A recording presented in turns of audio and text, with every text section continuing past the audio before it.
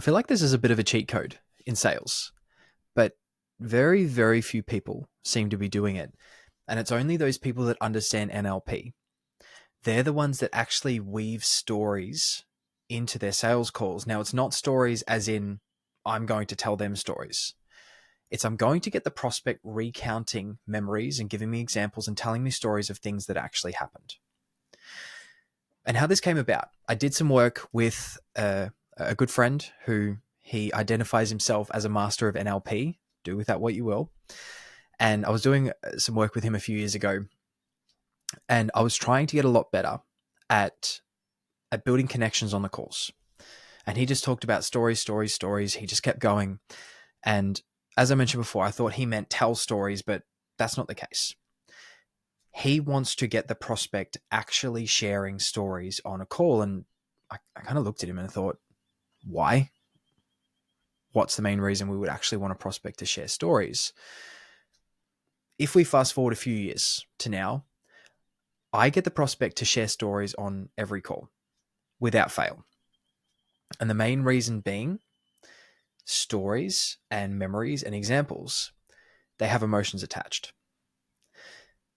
So there are a few options that we can pull at. So think back to your first guess, but don't just think about it. Go step by step, play by play, the lead up to it. And then maybe the first day at your dream job. You have wanted this job forever. Maybe you went to college, maybe you applied, maybe you chased this company for 6, 12 months.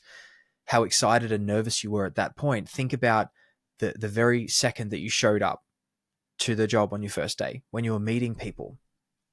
What happened in that moment? Or a really good one is not a good one that will elicit a response. Think back to maybe high school or a time when you were younger and you were publicly embarrassed. Maybe you did something, maybe someone else did something, but you just wish in that moment that you didn't exist, that you could just disappear and hide from the world. If you go through each of those play by play, you're going to feel something. There's something there. And how do we actually go about doing that in sales? Now, just for reference, I learned this at a time when I was selling sex coaching for men that had premature ejaculation and erectile dysfunction.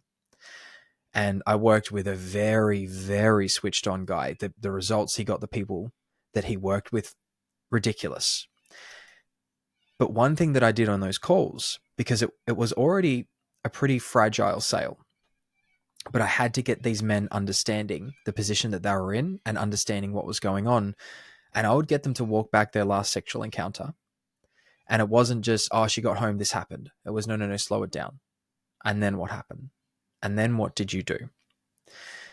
And the reason that I did this is in that moment, as they were recounting this story, the bandwidth of emotions that they were feeling was insane.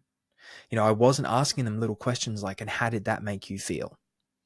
Because then they have to take this whole bandwidth of emotions and try and condense it into something like sad, guilty, frustrated.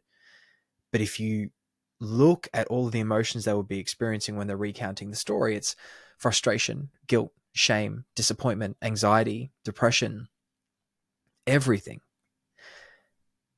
That's a very extreme example. But the reason I share that is nobody forgets that.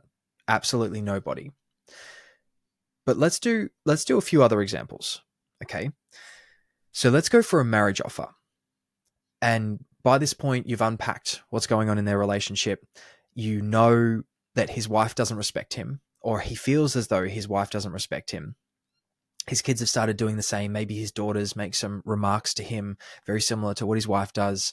And when he gets home from work, he'll sit in the car and he doesn't even want to come inside. That's very easy for him to shell up and hide from. And he can put up a wall that he's probably figured out over the past couple of years. But the benefit of a story or an example is, take me through what happened last time when you got home. How long did you sit in the car? What were you thinking when you were in the car? What prompted you to actually get out and go to the door? When you first went through that door, what was the first thing that happened? What did you do? What did she say? The looks that she gave you. And then what did you do? And then what happened? And then what did she say? And how was that received? He's in that moment. He's feeling everything that he wants to get away from. Absolutely everything. Because on every call, we have to get the prospect to a point where they're experiencing emotion, because all purchasing decisions are made emotionally and then justified intellectually. But that's a whole other video that we will get to. But what about another one? Maybe one that's less emotional, because I've handpicked two that are emotional offers. You're going to say, great, James, that's really easy to do anyway. Let's talk about a trading offer. Now, this is a good one, because the majority of the time people go to a coaching company that teach trading, or they have a system or something like that. They don't go to you because they've got it all figured out. Now, maybe they've already hit a certain level of success, but most of the time it's because they can't get it right. And say they want, lower risk, higher reward. Well, what does that even mean to them? What's the main reason that they want lower risk? Have they made some bad trades? Perhaps a few in a row. When they made those bad trades, what was the first one? Can you give me an example? How much did you put in? And what percentage of your portfolio was that? Did you put a stop loss in place? On that trade, what was the loss? Which is a percentage overall of your portfolio. Great. What was it you learned on the back of that? What did you do or implement as a result of that on your next trade? You said you've had a few losses. Yep. Walk me through the next one. What happened? What's the main reason that you had a second one in a row? Okay, so that's, 45% of your portfolio lost in 2 trades? Yep. How did you try and recover that? And how did that go? That was the third loss. Gotcha. So they're in this moment. They're feeling that disappointment and that frustration when they made those wrong trades. And now you have a stake in the ground. You now have them feeling exactly what they want to get away from.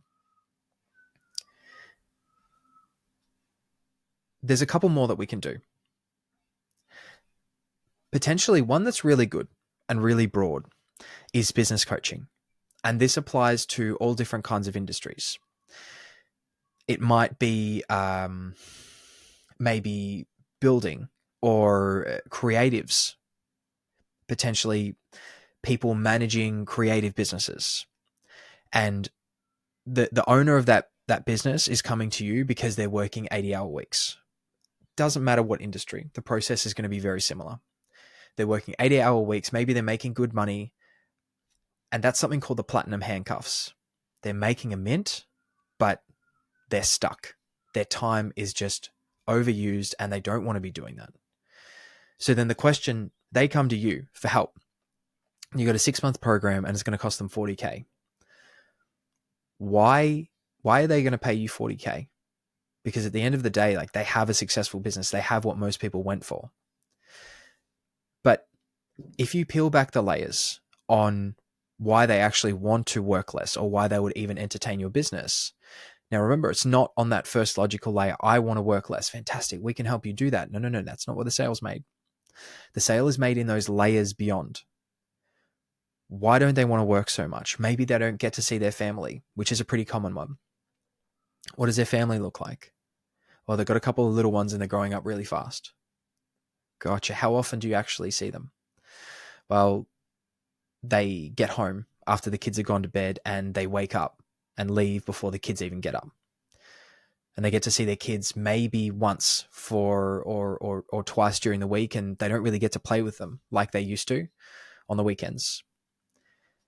And then you ask them about the last time they actually played with their kids. Where did they go? What did they do? How long were they there? Where did they go next? How long ago was that? And have they been able to do it since? And what were their kids' names? And do their kids ever say anything now about them wishing that they were able to do what they used to, wishing that they were able to play like they used to? That is a huge emotional driver for anyone in this situation. And them recounting that story the last time they played with their kids, they're going to have this flood of really nice memories come through. And then that's going to be taken away when they have to map out why they haven't been able to do that with their kids for a while. That person, they don't spend 40K with you to work less. They spend 40K with you because they want to replicate that feeling that they had when they were spending time with their kids. And I know this sounds great in theory, but it has been proven time and time again that stories have emotions attached. And the bigger layer on top of this, now again, much bigger video, is that the way we feel about memories changes depending on the context of the conversation. So if someone's talking about something that they miss or wish they had, those feelings will be stronger as opposed to if it was just a conversation that's passing by. They will feel a much deeper level of connection with that story, with themselves, and by you, or with you rather, because no one has had that conversation with them for a good period of time. No one has been able to peel back those layers and make them feel heard, make them feel understood, because they're working crazy hours. Or maybe they can't connect with their family, or maybe they have no one that they can speak to. Whatever it is, by you getting them to recount that story, relive that memory, provide that example, you're sitting in there and building a really good connection with that person. But this isn't something that you're going to nail the first time. It's not. You're gonna ask some questions, and it's going to be a little bit uncomfortable a few times, but that's okay. If you practice, if you peel back the layers and you get them to ask for examples, can you give me an example of that? Even something as simple as, I don't feel like the people at work respect me. What do you mean by that? Well, sometimes they this. Can you give me an example of the last time that happened? It's as simple as that. Ask them to give you an example of something that they're talking about, and it will get you so much further along in the sale. But that's it for this video. Memories and examples have done me very well. They've helped out a lot, and I know they can help you too.